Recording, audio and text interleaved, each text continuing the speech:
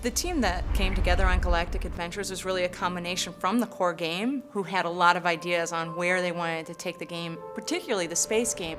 They combined both the space team and creature team to really work on what we were hearing from our players, where they were having fun and what they wanted more of. And one thing that kept coming up a lot was that I want to see my creature once I get to civilization and once I get to space. And really get close and personal on the planets, beam down to planets, walk around on planets, and do things on the planets. In SPORE, players explored the cosmos, but they were always confined to their starships. Now, with Galactic Adventures, their creatures can beam right down to the planets and play a variety of adventures. One of the first things a lot of players will do is they'll go into the quick play missions. These don't require any other type of game experience. You just go in. It's almost like being in a virtual arcade. You can decide to play as a very social creature or an aggressive creature, and it's up to you to play it in the way that you want. If you've been playing SPORE and you're in space game already, you can take your existing UFOs and fly them down to other planets. We've created 32 new accessories and new abilities. Things like Inspiring Song, Summon Swarm. You could summon a whole swarm of insects and cast them at your target. Jetpack is one of my favorite. Launch your jetpack, big burst of flames coming out of the back of your creature. You can see the whole planet in all its glory.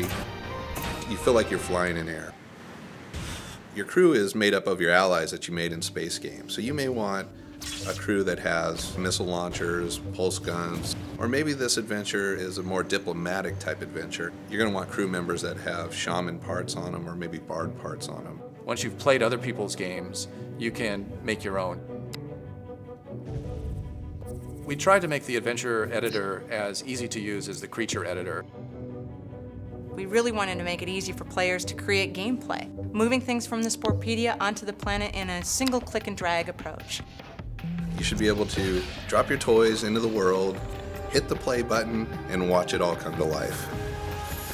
So once you've built these galactic adventures, you're free to share them. You just click a button and they're sent up online.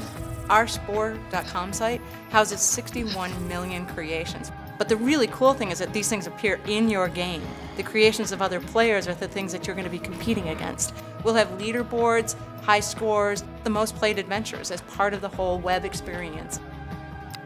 With Galactic Adventures, I think we've taken a step deeper. We're giving players the ability to create gameplay, and that's a first even for SPORE, and I'm really excited to see what they do with that.